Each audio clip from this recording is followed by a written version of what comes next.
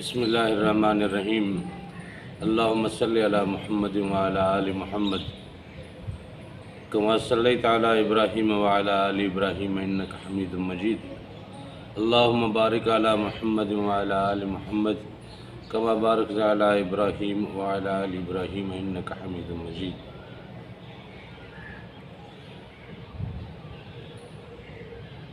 جی دوستو، ہم اپنے آپ کو بہت کچھ سمجھتے ہیں۔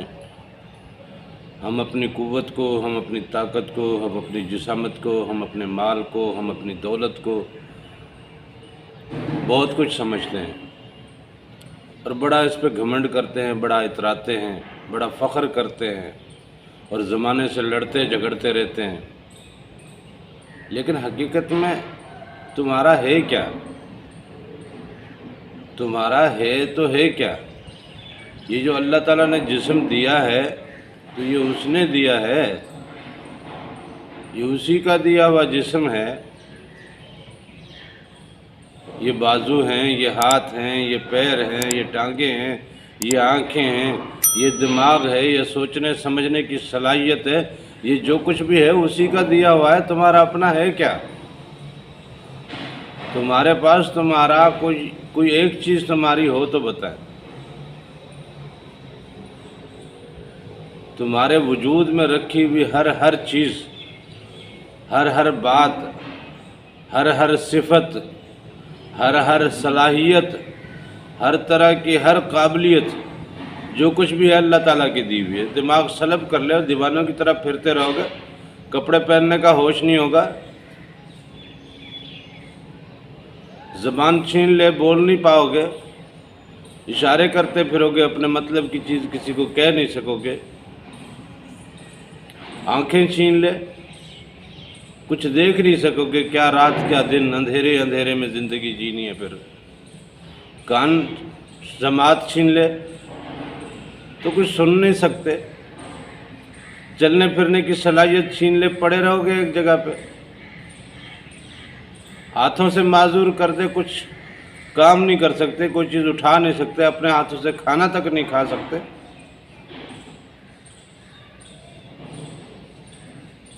یہ جو کچھ دیا ہوا ہے اللہ تعالیٰ کا دیا ہوا ہے۔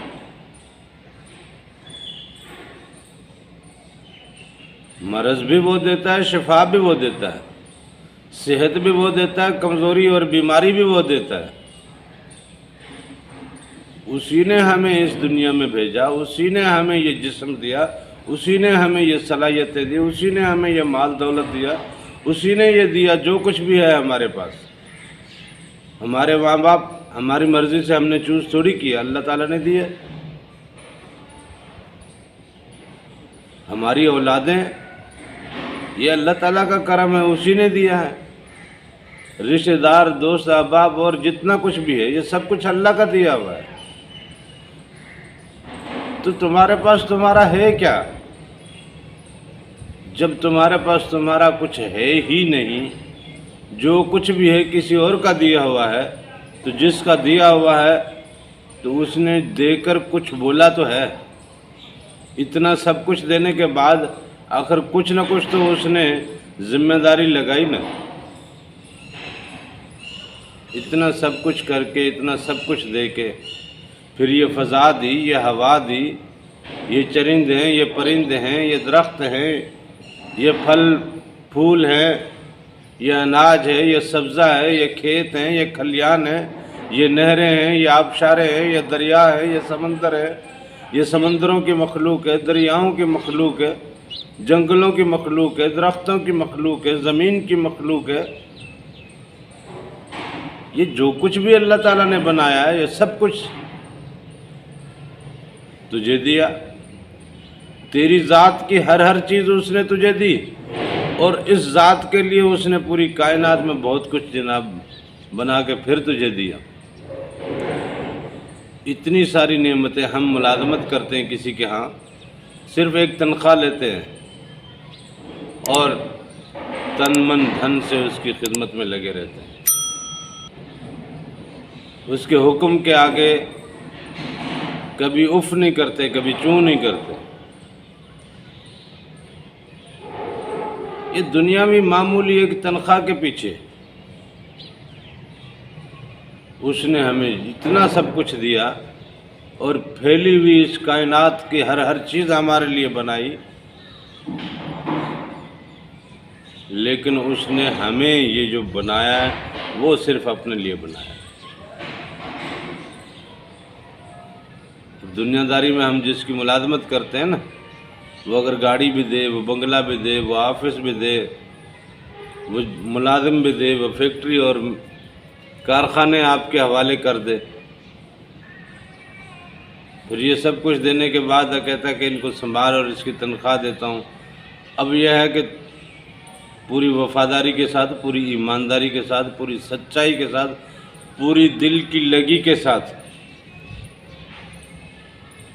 پوری خلوص اور محنت کے ساتھ اب ان سب چیزوں کو چلا، اور چلا میرے لیے۔ ان مزدوروں سے کام لے، اس لیبر سے کام لے، لیکن کام لے میرے لیے۔ ایک دنیا دار مالک وہ جب اتنا کچھ دینے کے بعد ذرا سی چیزیں ہیں نا، اور یہ بھی عارضی چیزیں ہیں، یہ تھوڑی سی چیزیں دینے کے بعد وہ اس بات کی ڈیمانڈ کرتا ہے کہ پورے اخلاص کے ساتھ، پوری وفاداری کے ساتھ اب تو میرے لیے ہی کام کر۔ تو وہ جو رب ہے جس نے اتنا سب کچھ دیا اور جس نے ہر چیز دے کر تجھے جو بھیجا ہے، تو اس نے بھی ڈیمانڈ کی ہے نا، اس نے بھی ڈیمانڈ کی ہے کہ اب تو میرے لیے۔ تو سچی بتاؤ ہم اس کے لیے ہیں کتنے؟ اگر ہم نے اپنے آپ کو اس کے لیے وقف کر دیا ہے پھر تو ٹھیک ہے، بندگی اسی کی، یہ زندگی اسی کی، عبادات اسی کے لیے، ذکر اذکار اس کے، اپنی صحت، اپنی دکھ کو، اپنے سکھ کو، اپنی بھوک کو، اپنی پیاس کو، ہر چیز سے اس سے وابستہ اگر رکھا ہے تو پھر تو ہم وفادار ہیں، اور اگر نہیں رکھا ہے تو اس کا مطلب ہم پھر وفادار نہیں ہیں۔ ہم پھر اپنی مرضی کرنا چاہ رہے ہیں اور اپنی مرضی پہ چل رہے ہیں، اور اگر ہم اپنی مرضی پہ چل رہے ہیں تو ابلیس بھی اپنی مرضی پہ چلاتا ہے۔ اب سوچنا یہ ہے، فیصلہ اس بات کا کرنا ہے کہ ہم اپنی مرضی پہ چل کے ابلیس بننا چاہتے ہیں، یا ہم اس کی مرضی پہ رہ کے اس کے خلیفہ بننا چاہتے ہیں۔ یہ خاص سوچنے والی بات ہے۔ یہ وہ بات ہے جس کے لیے ہم یہ تعلیم و تربیت کا سلسلہ چلاتے ہیں، جس کے لیے یہ آگاہی اور یہ ایجوکیشن چلتی ہے۔ اللہ تعالیٰ مجھے اور آپ کو حقیقی خلیفہ بننے کی توفیق عطا فرمائے، اور جس نے ہمیں اتنا سب کچھ دیا تو ہمیں یہ توفیق بھی دے کہ ہم اپنے آپ کو، اپنی ذات کو، اپنی سوچوں کو، اپنی صلاحیتوں کو اس کے لیے وقف کر دیں۔ کسی نے بی بی رابعہ بصری رحمۃ اللہ علیہ سے پوچھا کہ کوئی توبہ کرے تو کیا اس کی توبہ قبول ہو جائے گی؟ تو بی بی صاحبہ نے فرمایا کہ توبہ کی توفیق وہ دیتا ہے، جب وہ توفیق دے دیتا ہے تو قبولیت تو یقینی ہے۔ لہذا اس کے ہاں دروازے کھلے ہیں، بس ہم نے اپنے دل کا دروازہ کھولنا ہے۔ اس نے اپنی کائنات میں ہمیں ایکسس دی ہوئی ہے، اب اپنے قلب میں اس کی ایکسس ہم نے بنانی ہے،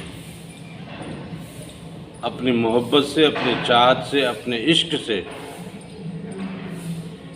اللہ تعالیٰ سے دعا ہے کہ مجھے اور آپ کو اپنی ذات کا اور اپنے حبیب کی ذات کا عشق نصیب کرے اور ہمارے قلوب کو کھول دے تاکہ ہم اپنے دلوں میں اپنے رب کو اور اپنے رب کے نور کو بسا کر ہم اس کی خلافت کا منصب درست طریقے سے سنبھال سکیں اور اس کی خلافت کے منصب کا حق ادا کر سکیں۔